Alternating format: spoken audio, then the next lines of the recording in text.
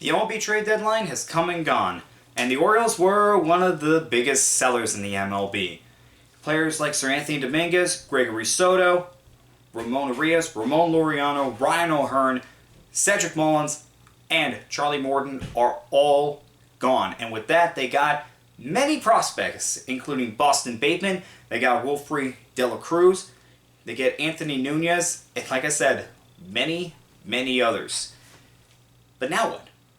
What's next for the Baltimore Orioles? Well, finishing out this season and hoping that you can build positive momentum to 2026, where they hope to be back to where they were in 2023 and 2024. Mike Elias has said so. They think they can still be good in 2026. And I do believe it. I do believe it because the core is there. Gunnar Henderson's a superstar. It looks like we're finally starting to see the old Adley Rutschman again. Jordan Westburg is just a good baseball player. Kobe Mayo's coming into his own. Hopefully Colton Cowser can continue to improve. And maybe we see Dylan Beavers and Sam Basayo at the end of the year.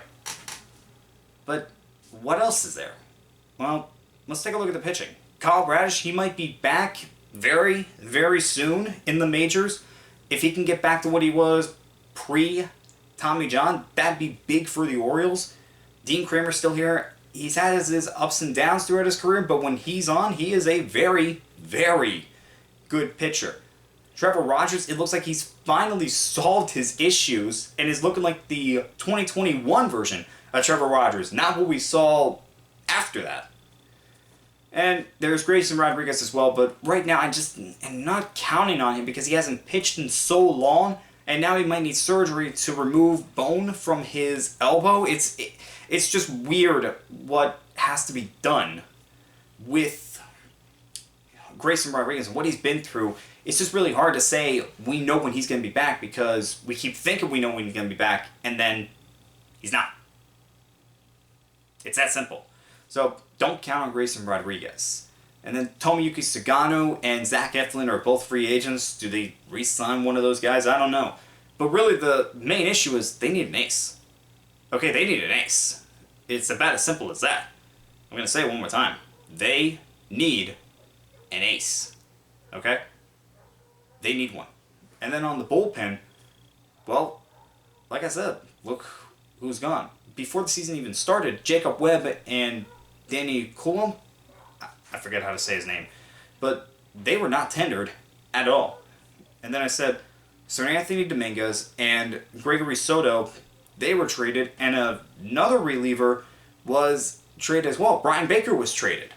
And Yennier Cano has not been the same version that we saw the last two seasons, and Felix Bautista has just been shut down for the rest of the year. Now, I'm expecting Felix to be back 100% healthy. It's a shoulder thing, and I think coming off Tommy John and how much he's been pitching, and how much he was pitching before being shut down, I think that has more to do with it than anything else. I think Felix in the long run is going to be fine for 2026. And like I said, you hope he can get back to more the 2023, 2024 form than what we're seeing this year, but I don't know. But it's really get an ace, get help in the bullpen, and just get more starting pitching. That's really what's killed him this year, especially during that rough period when really nobody was doing anything, and it was completely gassing the bullpen.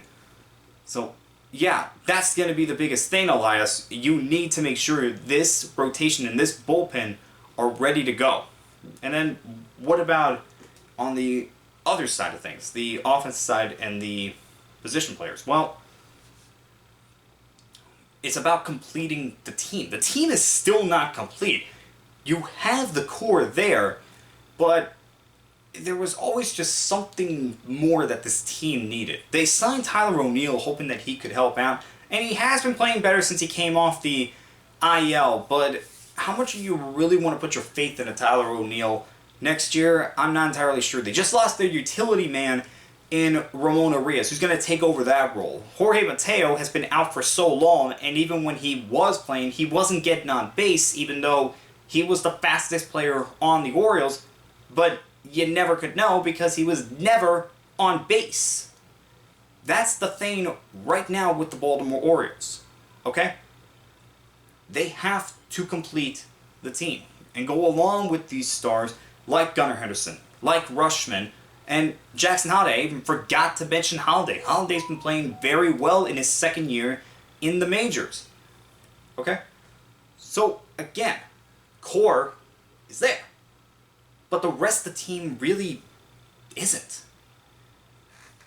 And I don't know who they should go after. I'll be honest, guys. I don't know. I don't know who's a free agent. I'm not somebody that follows baseball as closely as I follow football, but it definitely seems like the team just needs to be finished, and then we can talk about them being contenders again. And with that, you have to make bold moves. Alright? You got to spend money wisely this year. Last year, they did not spend the money wisely. You look at who they got. Alright? Sagano, they signed for $13 million. They get Morton for $15 million. And I might have flipped those. My bad. Tyler O'Neill, they signed a 3-year, $41 million deal.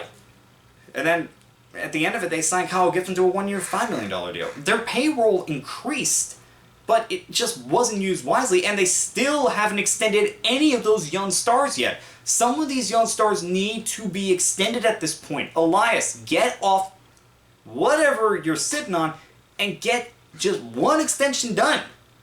It's not that hard. You have to keep at least one of these guys long term.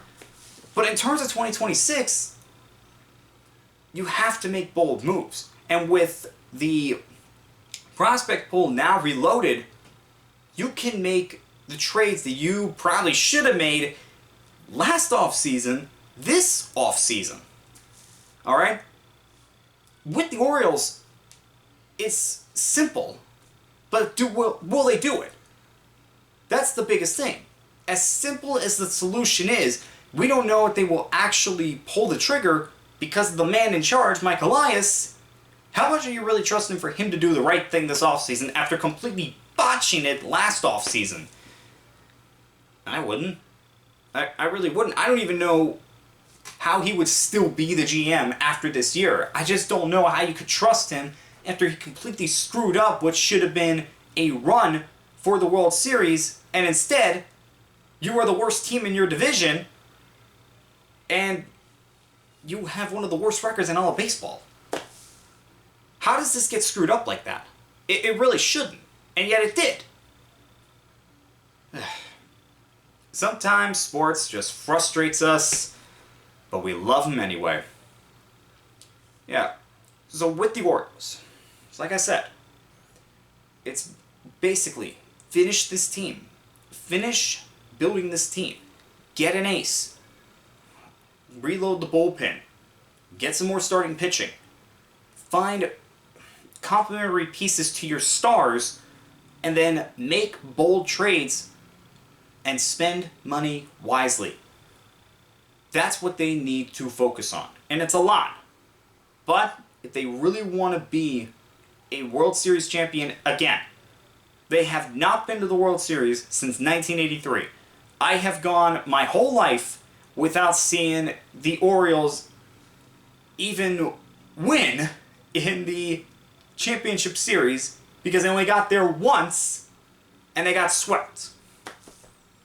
This team has not won a playoff game since 2014. They have lost, I believe it's 10 in a row now? 10 in a row playoff games they have lost. Something has got to change right now. And, again, we know what needs to be done, but are the Orioles going to do it? Don't know. I really don't. Now, before I go, I got one more thing to say. I was telling my friend this, I told him a couple times. It would be the funniest thing in the world if the Orioles go on a streak to end the season, finish at or near 500, and then somehow win the draft lottery. And then are back to being playoff and World Series contenders in 2026. Could you just imagine what that would be like? For a team that would be competing for the World Series to have the #1 overall pick in the upcoming draft. I just find that funny. And maybe it will come true. Maybe.